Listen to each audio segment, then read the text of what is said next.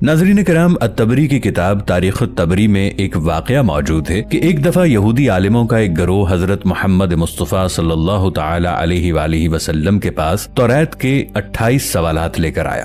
اس کا مقصد حضرت محمد مصطفیٰ صلی اللہ تعالی علیہ وآلہ وسلم کی نبوت کی حقیقت معلوم کرنا تھا کہ آیا وہ سچ بول رہے ہیں یا نہیں۔ تاریخ طبری کے مطابق ان سوالوں میں سوال نمبر 7 اور سوال نمبر 8 قاف پہاڑ کے بارے میں تھے۔ الطبری کے مطابق انہوں نے آپ صلی اللہ علیہ وآلہ وسلم سے پوچھا کہ قاف پہاڑ کہاں ہے، کیوں بنایا گیا اور کتنا بڑا ہے۔ آپ صلی اللہ علیہ وآلہ وسلم نے اس سوال کا جواب کچھ یوں دیا کہ قاف پہاڑ ہماری دنیا کے گرد ایسے پھیلا ہوا ہے جیسے ایک انگلی میں انگوٹھی۔ یہ زمرد سے بنایا گیا ہے، جس سے نکلنے والی روشنی کی وجہ سے ہی ہمیں آسمان نیلا دکھائی دیتا ہے۔ اگر یہ پہاڑ نہ ہوتا تو آسمان کا رنگ ہمیں کبھی نظر نہیں آتا۔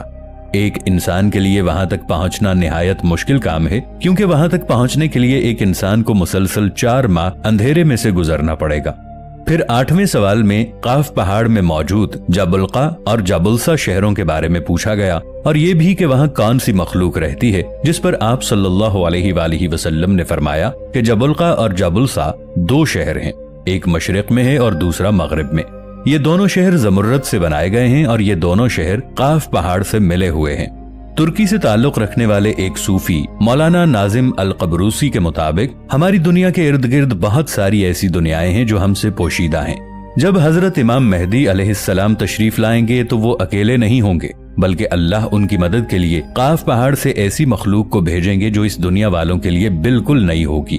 اسلامی روایات کے مطابق معراج کی رات جب حضرت محمد مصطفیٰ صلی اللہ تعالی علیہ وآلہ وسلم آسمانوں کے سفر پر تشریف لے گئے تو ایک جگہ حضرت جبرائیل علیہ السلام آپ کو ایسے مقام پر لے گئے جہاں ایک ذہین مخلوق رہتی تھی۔ وہ 2 شہروں میں رہنے والی مخلوق تھی جنہیں آپ صلی اللہ علیہ وآلہ وسلم نے اسلام کی دعوت دی اور جنہوں نے آپ صلی اللہ علیہ وآلہ وسلم کی دعوت کو قبول کیا اور اسلام لے آئے۔ پھر آپ صلی اللہ علیہ وآلہ وسلم نے ان کے درمیان ایک خلیفہ مقرر کیا اور ان کو اسلامی تعلیمات کے بارے میں تعلیم دی۔ پھر حضرت جبرائیل علیہ السلام آپ صلی اللہ علیہ وآلہ وسلم کو ایک اور قوم کی طرف لے گئے جو تاریس اور تاکل کے نام سے جانے جاتے تھے۔ آپ صلی اللہ علیہ وآلہ وسلم نے انہیں بھی اسلام کی دعوت دی، لیکن انہوں نے آپ صلی اللہ علیہ وآلہ وسلم کی دعوت کو قبول نہیں کیا۔ وہاں سے آپ صلی اللہ علیہ وآلہ وسلم حضرت جبرائیل علیہ السلام کے ساتھ یاجوج ماجوج کی طرف گئے اور آپ صلی اللہ علیہ وآلہ وسلم نے انہیں بھی اسلام کی دعوت دی، لیکن یاجوج ماجوج تاریس اور تاکل سے بھی زیادہ سرکش قوم تھی۔ انہوں نے بھی آپ صلی اللہ علیہ وآلہ وسلم کی دعوت کو قبول نہیں کیا اور آپ صلی اللہ علیہ وآلہ وسلم کو ماننے سے انکار کر دیا۔ اس تمام واقعے کا تفصیلی ذکر الطبری کی کتاب تاریخ الطبری میں موجود ہے، جس میں جابلقا اور جابلسا 2 شہروں کے بارے میں ایک طویل حدیث کا ذکر کیا گیا ہے، جس میں آپ صلی اللہ علیہ وآلہ وسلم نے کچھ یہودی عالموں کو جواب میں ان دونوں شہروں کی مکمل تفصیل بیان فرمائی، اور اس وقت حضرت علی رضی اللہ تعالی عنہ بھی آپ صلی اللہ علیہ وآلہ وسلم کے پاس موجود تھے۔ حضرت علی رضی اللہ عنہ نے سوال کیا کہ یا رسول اللہ، کیا وہ دونوں شہر ہماری دنیا میں ہی موجود ہیں؟ تو آپ صلی اللہ علیہ وآلہ وسلم نے فرمایا کہ وہ دونوں شہر قاف پہاڑ کے نزدیک مکمل تاریکی میں ہیں۔ ہر شہر کا اپنا ایک قلعہ ہے جس میں ہر وقت 1000 لوگ ان شہروں کی حفاظت پر مامور رہتے ہیں، اور وہ اس لیے کیونکہ یہ دونوں شہر زمرد سے بنے ہیں۔ ان دونوں شہروں کے سب سے بڑے دشمن تاریس اور تاکل 2 سرکش قومیں ہیں جو ان دونوں شہروں میں موجود قیمتی خزانوں کو حاصل کرنا چاہتی ہیں۔ ان کے حملے کے ڈر سے ان دونوں شہروں میں موجود لوگ ہر وقت حفاظت پر ہوتے ہیں تاکہ اپنے شہروں کو ان سرکش قوموں کے حملوں سے بچا سکیں۔ ان شہروں میں بسنے والے لوگ نہ حضرت آدم علیہ السلام سے واقف ہیں اور نہ ابلیس سے۔ ان کے درمیان کوئی عورت نہیں، وہ تمام مرد ہیں۔ ان شہروں تک پہنچنا ایک انسان کے لیے بہت مشکل ہے، لیکن ہود علیہ السلام کی قوم کے 3 لوگ وہاں پہنچ گئے تھے اور وہاں پر رہے، مگر وہاں ان لوگوں پر شدید تشدد کیا گیا اور وہ وہاں سے بھاگنا چاہتے تھے لیکن بھاگ نہیں سکتے تھے۔ الطبری کے مطابق جب ان یہودیوں نے آپ صلی اللہ علیہ وآلہ وسلم کی تمام باتیں سنی تو فوراً بول اٹھے کہ آپ ہی وہ آخری نبی ہیں جن کے بارے میں حضرت موسیٰ علیہ السلام نے ہماری آسمانی کتاب میں ذکر فرمایا تھا کہ جب تم لوگ آخری پیغمبر حضرت محمد مصطفیٰ صلی اللہ تعالی علیہ وآلہ وسلم سے ملو تو انہیں میرا سلام پیش کرنا۔ अत-तबरी की किताब तारीख अत-तबरी में मौजूद इस वाक़े के बारे में मालूमात इकट्ठी की तो मालूम हुआ कि ये वाक़या सिर्फ अहले तशय्यो में मौजूद एक हदीस में मिलता है, जबकि अहले सुन्ना में इस वाक़े के बारे में कहीं कोई जिक्र नहीं मिलता। दूसरी बात यह कि अत-तबरी एक मुहद्दिस से ज्यादा एक तारीख दान तस्लीम किए जाते हैं, इसलिए अत-तबरी में मौजूद हदीस को इंतहाई गौर व फिक्र से पढ़ना जरूरी है, क्योंकि अत-तबरी के हवाले से ऐसी कई हदीस सामने आई हैं जिनके अल्फाज और रिवायात में कई लिहाज से कमजोरियां पाई गई हैं। इसके अलावा काफ पहाड़ का जिक्र सिहाह सित्ता की किसी किताब में भी मौजूद नहीं, इसलिए अहले सुन्नत के मुताबिक अत-तबरी की जिस हदीस में इन 2 शहरों का जिक्र किया गया है, इस हदीस का कोई मुस्तनद जरिया मालूम नहीं। लेकिन अहले तशय्यो की अहादीस की सबसे कदीम किताब बसाइरुद दराजात में ऐसे 2 शहरों का जिक्र आया है जो अपने एक लीडर के इंतजार में हैं। दोस्तों, हॉलीवुड की अक्सर फिल्में अफसानवी दास्तानों और मजहबी किताबों में मौजूद कदीम कौमों और वाकयात पर मबनी होती हैं, जिसकी एक बड़ी मिसाल मैट्रिक्स नामी फिल्म है, जहाँ के लोग एक तारीख दुनिया में मौजूद होते हैं जो हमारी दुनिया से बिल्कुल मुख्तलिफ होती है। या फिर द विज़र्ड ऑफ ओज़ी नामी फिल्म, जिसमें एक ऐसा शहर दिखाया जाता है जो सारा ज़मुर्रद से बना होता है। इसी तरह अहादीस में याजूज माजूज का जिस तरह जिक्र किया गया है, उस तरह की मखलूक पर हॉलीवुड की लातादाद फिल्में मौजूद हैं। ये शहर कहाँ है और इन शहरों के हवाले से मौजूद हदीस कितनी सही है, इस बारे में तो अल्लाह ही बेहतर जानता है। लेकिन नाजरीन, आपको अपनी दुनिया में मौजूद हकीकी पहाड़ी सिलसिले कोहे काफ के बारे में बताते हैं। दोस्तों, कोहे काफ का जिक्र तो आपने बचपन में बहुत सी कहानियों में सुना होगा, जैसे एक बादशाह की बेटी महल के छत पर घूम रही होती है, एक देव उसको उठाकर कोहे काफ में कैद कर देता है। बादशाह मुख्तलिफ ममालिक के शहजादों को इस मुहिम पर रवाना करता है कि जो मेरी शहजादी को वापस लाएगा, मैं उसकी शादी अपनी बेटी से कर दूंगा। तो एक नेक दिल शहजादा भी इस मुहिम पर रवाना होता है। इसकी मुलाकात एक बुजुर्ग से होती है। बुजुर्ग उसकी नेक दिली की वजह से उसको एक अंगूठी देते हैं, जिसकी बदौलत वो फौरन कोहे काफ की पहाड़ियों पर पहुंचकर देव को मार देता है और शहजादी को आजाद करवा के वापस उसके वतन ले आता है। शहजादी की शादी उस शहजादे से हो जाती है और दोनों हंसी खुशी रहने लगते हैं। कोहे काफ असल में है कहाँ? तो ये बुहैरा अस्वद और बुहैरा कज़वीन के दरमियान खित्ता कफकाज का एक पहाड़ी सिलसिला है जो एशिया और यूरोप को जुदा करता है। कभी इसका शुमार रूस में हुआ करता था, लेकिन रूस के टूटने के बाद अब यह हिस्सा चेचनिया में शुमार होता है। इस इलाके में मादनी पानी के सरचश्मों की बहुतात है।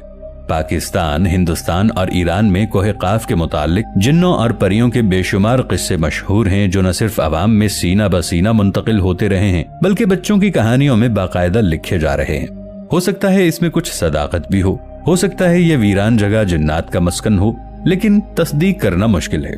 बाकी अल्लाह ही बेहतर जानता है कि इसमें कितनी सच्चाई है।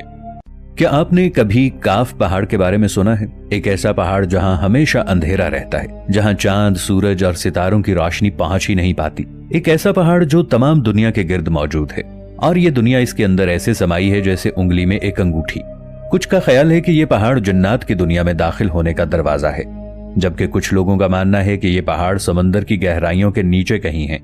इस पहाड़ के बारे में कई अजीब माफौकल फितरत कहानियां आम हैं। तो क्या ये काफ का पहाड़ है? और इसके बारे में इतना कुछ मशहूर होने के बावजूद आज तक इसे कोई मालूम क्यों नहीं कर पाया कि आखिर ये कहाँ है, और क्या वाकई वहाँ कोई माफौकल फितरत मखलूक मौजूद है?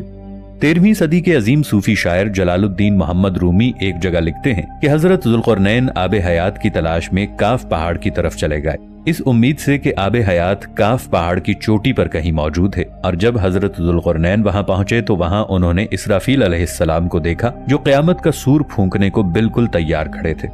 अब इस बात की हकीकत क्या है ये तो हम नहीं जानते, लेकिन मौलाना जलालुद्दीन रूमी के इन अल्फाज के पीछे कोई मकसद जरूर छुपा होगा। शायद इस बात का ताल्लुक किसी खास चीज या किसी खास वाक़े की तरफ इशारा हो। इस बात को मजीद समझने के लिए हमें काफ पहाड़ के बारे में समझना होगा। काफ, कोहे काफ या जबले काफ के नाम से मशहूर ये पहाड़ अरबी और ईरानी सकाफतों में एक पुरस्रार पहाड़ी है, और इस पहाड़ को जमीन का बिल्कुल आखिरी सिरा समझा जाता है जहां पर कोई पहुंच नहीं सकता। और मशरिक़ वुस्ता की अफसानवी दास्तानों के मुताबिक इस जगह एक अजीबुल खलकत परिंदा रोक मौजूद है, जो जसामत में इतना बड़ा होता है कि एक पूरे हाथी को अपने पंजों में उठा सकता है। काफ का ये लफ्ज अरबी हुरूफ में 21 नंबर पर आता है, जो एक कदीम यूनानी फोनेशन हर्फ से निकला है, जिसका डिक्शनरी में मतलब गर्दन के पिछले हिस्से का है, जिसे अंग्रेजी में नैप भी कहा जाता है। अब मुख्तलिफ तहजीबों के लोग इसके अलग अलग मानी लेते हैं। मिसाल के तौर पर जापान में जिसकी गर्दन वाज़ेह नजर आए तो वो उसे एक काबिल इंसान की नजर से देखते हैं, अफ्रीकी लोग नैप को नौकरों के लिए इस्तेमाल करते हैं, जबकि मिस्री लोग किसी को शर्मिंदा करने के लिए उसकी गर्दन यानी नैप पर थप्पड़ मारते हैं। अब मुख्तलिफ सकाफतें और मुख्तलिफ मतलब, लेकिन कोई भी आज तक ये मालूम नहीं कर सका कि आखिर इस पहाड़ को काफ पहाड़ ही क्यों कहते हैं। लोगों का ये मानना है कि ये लफ्ज काफ किसी चीज के सेंटर को जाहिर करता है, और ये लफ्ज इतना मुकद्दस है कि कुरान की एक पूरी सूरा का नाम सूरह काफ है। इस सूरा में अल्लाह की वहदानियत और मौत और जिंदगी का नजरिया पेश किया गया है। चीन के लोगों का मानना है कि दुनिया में मौजूद तमाम पहाड़ एक बड़े पहाड़ की शाखें हैं, और वो बड़ा पहाड़ यही काफ पहाड़ है। मौलाना जलालुद्दीन रूमी की वो तहरीर जिसमें उन्होंने हजरत जुल्करनैन का काफ पहाड़ी पर जाने का जिक्र किया था, इसके बारे में पाकिस्तान के शहर बहावलपुर के एक इलाके से ताल्लुक रखने वाले एक और सूफी मखदूम जहानैन जहांगश्त ने अपने एक सफरनामे में लिखा था कि हजरत जुल्करनैन ने न सिर्फ हजरत जिब्राइल अलैहिस्सलाम को काफ की पहाड़ी पर देखा, बल्कि उन्होंने याजूज माजूज को भी इसी पहाड़ी पर कैद किया था। मशहूर तारीखदान अत-तबरी के मुताबिक हजरत मोहम्मद मुस्तफ़ा सल्लल्लाहु तआला अलैहि वालिहि वसल्लम ने इरशाद फरमाया, अल्लाह ने काफ पहाड़ को दुनिया के गिर्द तख्लीक किया है। ये तमाम दुनिया इस पहाड़ के दरमियान में ऐसे मौजूद है जैसे एक उंगली में अंगूठी। कोई भी यहाँ पहुँच नहीं सकता, क्योंकि वहाँ पहुँचने तक 4 महीने अंधेरे में से गुजरना पड़ेगा। ये वो पहाड़ है जहाँ कोई सूरज, कोई चांद नहीं और कोई सितारे नहीं, और ये पहाड़ इंतहाई शोख नीले रंग का है कि आसमान जो हमें नीला नजर आता है, ये दरअसल इसी पहाड़ के अक्स का रंग है। अगर ये पहाड़ ना होता तो आसमान का रंग भी नीला ना होता। रॉबर्ट नेबलिंग की मशहूर किताब एक बाब में वो अत-तबरी के बयान करदा एक वाक़े का जिक्र करता है। इसमें हजरत मोहम्मद सल्लल्लाहु अलैहि वालिहि वसल्लम और हजरत अली रदियल्लाहु ताला अन्हु के दरमियान एक दिलचस्प गुफ्तगू का अहवाल जिक्र है। इस गुफ्तगू में हजरत मोहम्मद सल्लल्लाहु अलैहि वालिहि वसल्लम ने 2 पुरअसरार शहरों और इन दोनों शहरों के काफ पहाड़ से ताल्लुक के बारे में बयान फरमाया कि एक शहर जाबिल का है जो मशरक में है, और दूसरा शहर जाबिल सा है जो मगरिब में है, और ये दोनों शहर जमुर्रत से बने हैं। हजरत अली रदियल्लाहु ताला अन्हु ने सवाल किया कि या रसूल अल्लाह सल्लल्लाहु अलैहि वालिहि वसल्लम, क्या ये दोनों शहर हमारी ही दुनिया में मौजूद हैं? तो आप सल्लल्लाहु अलैहि वालिहि वसल्लम ने फरमाया कि ये दोनों शहर मुकम्मल तारीकी में हैं और ये काफ पहाड़ से मिले हुए हैं।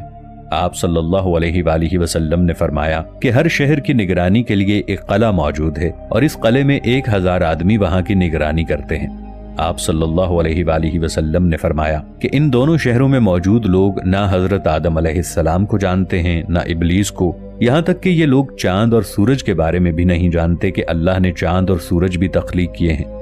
जो रोशनी उन तक पहुंचती है वो काफ पहाड़ की रोशनी है, और वहां मौजूद लोग जड़ी बूटियां खाते हैं और उनके बदन पर कोई कपड़ा नहीं होता। हजरत अली रदियल्लाहु ताला अन्हु ने पूछा कि या रसूल अल्लाह सल्लल्लाहु अलैहि वालिहि वसल्लम, तो क्या वो लोग फरिश्ते हैं?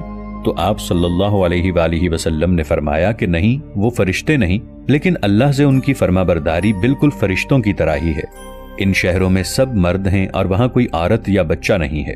फिर आप सल्लल्लाहु अलैहि वालिहि वसल्लम ने फरमाया कि मेराज की रात उनकी मुलाकात उन शहरों के लोगों से हुई थी, और उन्होंने आप सल्लल्लाहु अलैहि वालिहि वसल्लम की दावत को कबूल किया और मुसलमान हो गए।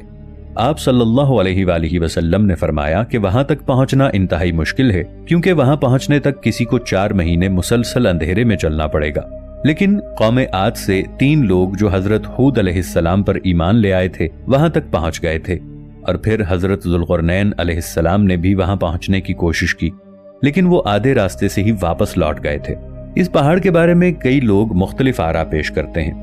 कुछ का मानना है कि ये पहाड़ अंटार्कटिका के उन इलाकों में मौजूद हैं जहां हर वक्त अंधेरा छाया रहता है, जबकि कुछ लोग इसे हजारों साल पहले एक गुमशुदा शहर एटलांटिस समझते हैं, जबकि कुछ लोगों का मानना है कि काफ पहाड़ में जिन्नात की बादशाहत है, जिसका जिक्र 10वीं सदी में गुजरे मशहूर इस्लामी तंजीम अखवानुस सफा की तहरीरों में भी मिलता है कि हजरत मोहम्मद सल्लल्लाहु अलैहि वालिहि वसल्लम काफ पहाड़ की तरफ मेराज की रात सफर पर गए और वहां मौजूद जिन्नों को इस्लाम की दावत दी, जिन्होंने उनकी दावत को कबूल किया और इस्लाम में दाखिल हुए।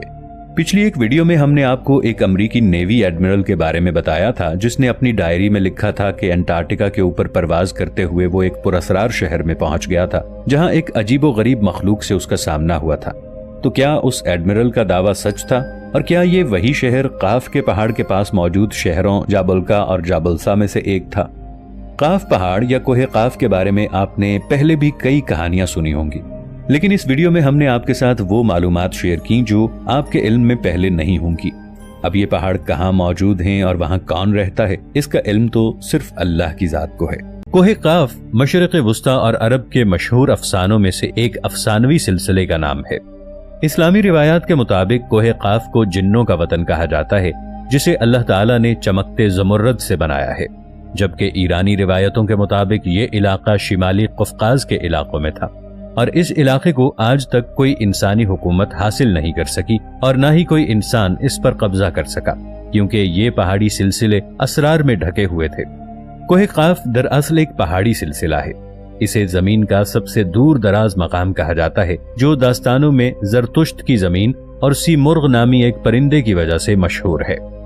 کہتے ہیں کہ یہ پہاڑ سبز زمرد پر مشتمل ہے۔ اس زمرد کی وجہ سے آسمان کو سبز رنگ عطا کیا گیا ہے۔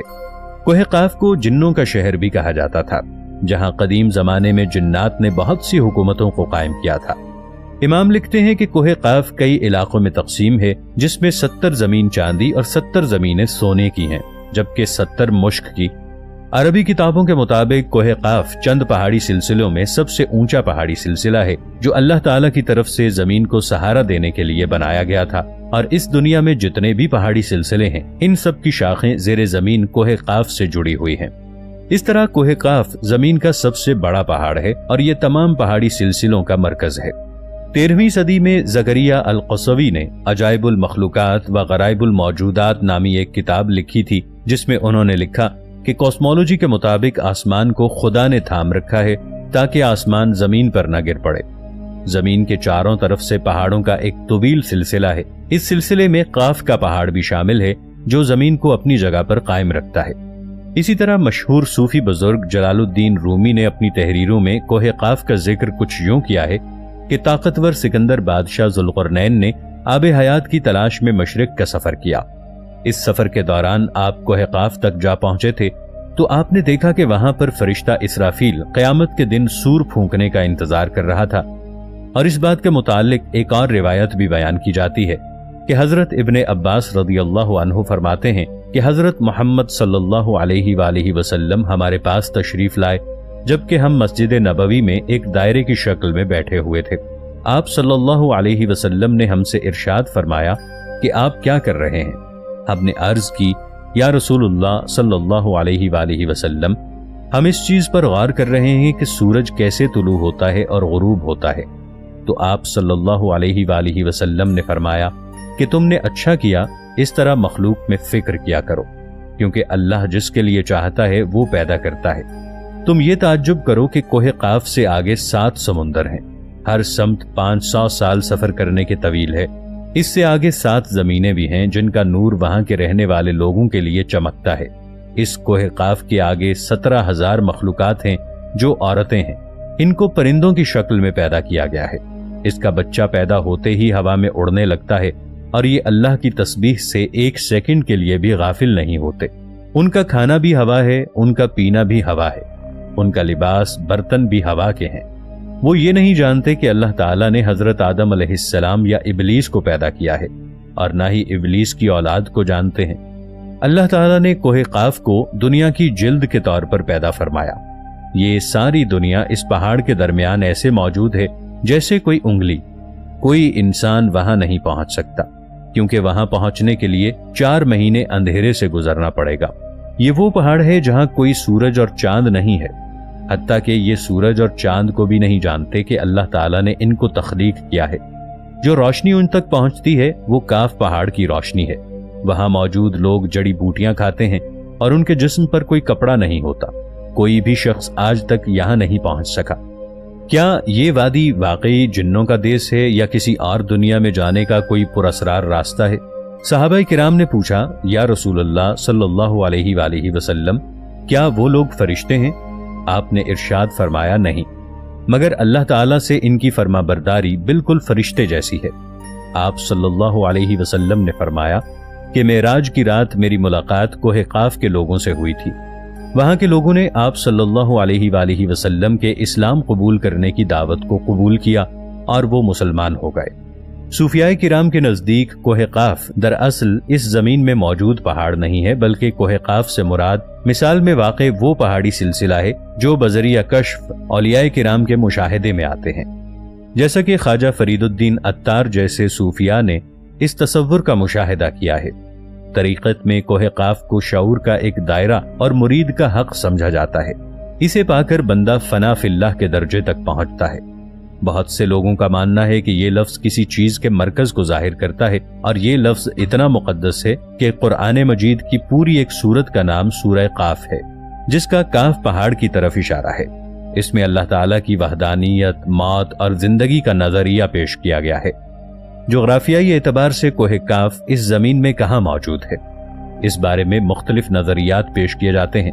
زیادہ تر مورخین اس بات پر اتفاق کرتے ہیں کہ عربی داستانوں کے کوہ قاف دراصل موجودہ روس میں قفقاز یعنی کوہ قاف کے پہاڑی سلسلے کی بلند ترین چوٹی ماؤنٹ البروس ہے، جو کہ 18,506 فٹ یعنی 5,642 میٹر بلند ہے۔